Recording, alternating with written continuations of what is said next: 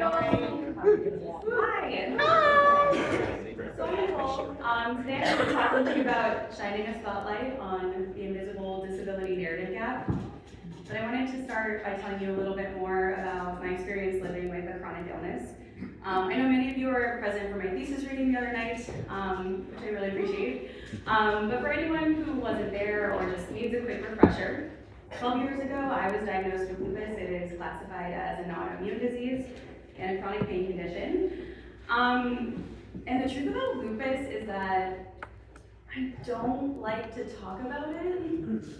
Yeah, I mean, that might be kind of hard to believe at this point. But I actually keep it on a very each-year basis, not bringing it up unless absolutely necessary. There are people in my life who have known me for years, and it would accidentally come up and they would tell me, oh my gosh, I had no idea. And I took that as a compliment. I'm like, yes, I'm doing something right. So I've been in therapy for a few years now. This has come up a few times. And it just so happened to come up right before I was coming to residency last summer. And so my therapist, of course, asked me, she said, Nicole, you've had lupus for a while now. Why do you think it's still so hard for you to talk about it? I wasn't doing a great job explaining it. I was using a lot of my fallback answers, like, people don't get it, it's easier not to talk about it. And she goes, well, you're about to go off to this residency and you're gonna be meeting people you'll be working with for the next year. Are you gonna tell them about lupus? And my response was, no, absolutely not, they don't need to know. So we can fast forward through the rest of that therapy session, which ended in me getting some homework, which was to bring up lupus once a day with my cohorts at residency. Yeah, I was not looking forward to that. I have about a 10-hour drive from Michigan to Minneapolis. I spent a considerable amount of that time mulling it over because, okay, let's get really honest. You don't have to do your therapy homework. They don't pass or fail you at therapy. I'm an aggressive people pleaser. I have checked 3 times. Failing therapy is not a thing. But thankfully, I came to the conclusion my therapist is a professional. She's doing this to help me. I put on my big old pants. I did my therapy homework. And thankfully, this group of playwrights, incredibly kind, considerate, I'm gonna stop because I'll cry, compassionate group of people. They made me feel so safe and comfortable. They never once made me feel like, oh my gosh, she's talking about lupus again. This might be the breaking point, we'll see. But they were so kind. And from day 1 to day 7, it didn't matter. I dreaded it every time. I hated it. So I followed up with my therapist after residency with a chip on my shoulder because I did my therapy homework and it didn't work. Yeah. And of course my therapist goes, why do you think that didn't work? How does that make you feel? About 10 minutes into my rant, I stopped because I realized that my therapist is really good at her job. She was not trying to make me realize that talking about lupus magically makes it easier to do. It doesn't. But unlike before, I could now verbalize why it was still so hard. Even after living with this disease for over a decade, why, in a place where I'm comfortable and safe to do so, is it still so hard for me to talk about it?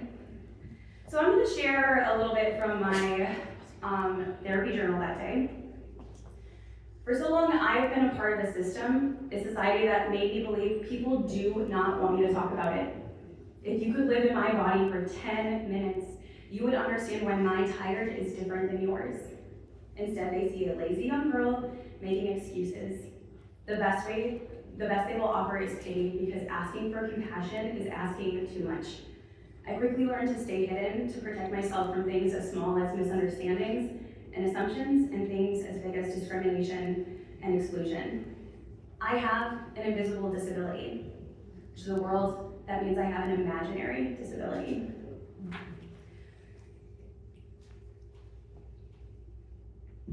The research that I've done this year in prep for this talk and my thesis play has ultimately taught me that you can't expect people to fully understand what they cannot see. And it is never going to get easier, not even just for myself, but for anyone living with an invisible disability, if we continue to follow the pattern and we don't talk about it. So, I'm gonna talk about it. Plus, now I know I'm gonna ace therapy because I am talking to a room full of people about it this year. All right, so some of the confusion around invisible disabilities is understanding what qualifies as one. These are just a handful of examples, and there are other types, but these are the most common. I'm not gonna read through all of these, you can skim. But I will say that my first year in taking this topic last year is that I felt like this topic was too small, too niche, was not gonna apply to a room full of writers. So I'm just curious, in a moment, I'm gonna ask you to raise your hand if you feel comfortable doing so. Whether in the past or currently, if you have an invisible disability or you have a friend or family member with an invisible disability, can you please raise your hand? Wow, that is a very nice way of proving me wrong, thank you. Okay, so to make sure that we continue to stay on the same page about disability, these are some not so fun facts about how disability affects our communities here in America.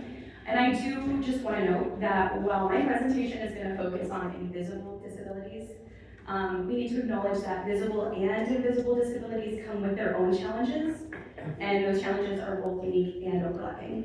Okay, here we go. So 1 in 4 Americans has a disability, making people with disabilities the largest minority. The Americans with Disability Act, the ADA, was passed on July 26, 1990. So it's about to celebrate its 36th birthday on Sunday. A little young if you ask me. But that's why July is National Disability Pride Month. Adults with disabilities are 3 times more likely to experience suicidal ideation than those without disabilities.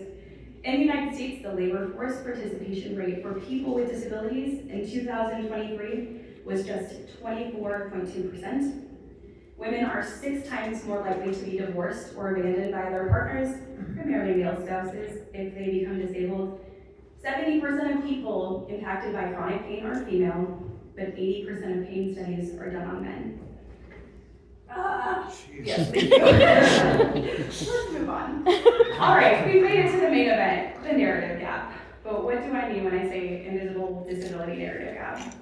So while most conversations around accessibility focus on physical buildings and inclusive hiring, another equally vital issue is the lack of stories that authentically represent characters with disability across page and stage.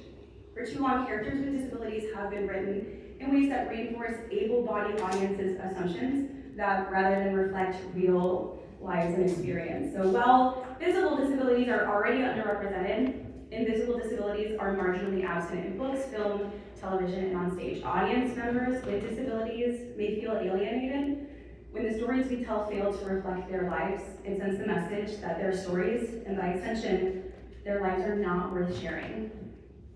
So moving forward, a lot of my examples are going to be from a theater storytelling perspective because I'm a playwright. But as mentioned, that this is an issue across all forms of storytelling. So some of the issues leading into this narrative gap is underrepresentation and stereotyping. So historically, characters with disabilities are rare in mainstream theater. When they do appear, they often portray or fall into problematic tropes. So first one is the inspirational figure, a disabled character, included to invoke admiration or pity rather than being explored as a full human being. So my example is Crutchy from Newsies. The next one is tragic burden, a plot device whose disability serves only as a challenge or hardship to overcome. My example is Laura from The Glass Menagerie. Some more tropes are the villain or outcast, echoing historical depictions where disability is coded as moral failure, madness, or monstrosity. My example is Richard from Shakespeare's Richard III. And finally, the token, a character whose disability is included for performative diversity, often without meaningful depth or integration into the narrative. And my example is Nessa Rose from Wicked. I did want to clarify, I'm I'm talking about the staged version, not the film adaptation. They had 2 films in 5 hours. They were able to go more into their story. But Wicked is actually a great point that's going to take us into our next one. So Wicked opened on Broadway in 2003. It has had a very long, successful, record-breaking run. However, the first actress with a disability hired to play Nessa did not happen until last year in 2025. So, non-disabled actors playing roles with a disability. These are some pop culture examples for you. One of the most controversial facets of diversity representation lies in casting practices. Non-disabled actors are routinely cast in disabled roles, a practice that persists across stage and screen despite increasing criticism.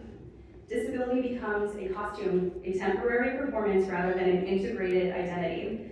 Without authentic voices shaping these narratives, portrayals of disability risk remaining superficial and exploitative. And the one I think that applies to many of us here is authorship and authentic voice. Disability narratives are rarely written by people with disabilities. When non-disabled writers attempt to depict disability, the result may lack nuance or authenticity. In contrast, plays written by writers with disabilities tend to explore the rich inner lives, identities, communities, and politics of people with disabilities. The problem is that this is still the exception, it's not the norm, and writers with disabilities also face additional obstacles to get to production. So that includes a lack of visibility in literary circles, assumptions that their work is niche or too small, which we just disproved, and the practical production concerns around accessibility. Okay, so let's pause for a minute. I just told you a lot of information, and it was kind of a bummer, right? Yeah. Makes you kind of wish we had an open bar right now. I feel ya. So now that we have confronted some of the harmful patterns that have led to this narrative gap, let's talk about hope. Reimagining storytelling, yay! A new generation of writers, performers, and storytellers is emerging, ready to reshape the stage and the stories we tell about disability and human complexity. So these are some ways to address these issues. To commission and platform for writers with disabilities, fund and produce work that emerges from disabled perspectives, ensure opportunities exist across all career levels from emerging to established voices.